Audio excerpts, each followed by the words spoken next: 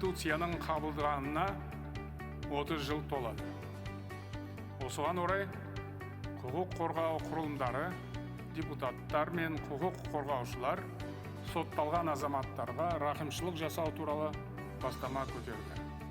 Парламент тиісті заңды қарады, мен бұл заңға қол қойдым. Осы ізгі шараның арқасында жазасын өтеп жатқан 15 мыңнан астам адамға амнистия жарияланды. Соның 2 мыңнан астамы бостандыққа шығады. Қалғандарының жаза мерзімі қысқарады. Онша ауыр емес және ауырлығы орташа қылмыс жасағандар ғана рақымшылыққа ілінеді.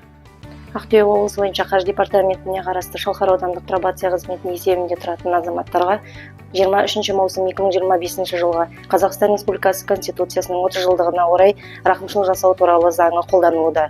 Осыған сәйкес пробация есебінде тұратын 21 азамат заңға сәйкес рақымшылық жасау заңына жатады. Қазіргі таңда сот бойынша ұсыныс жолданып, 7 азаматты негізгі жазасынан босатсақ, 7 азаматтың негізгі жазасының 3/1 бөлігіне қысқартылды. Алдағы уақытта осы рақымшылық жасау заңы қолданылатын болады.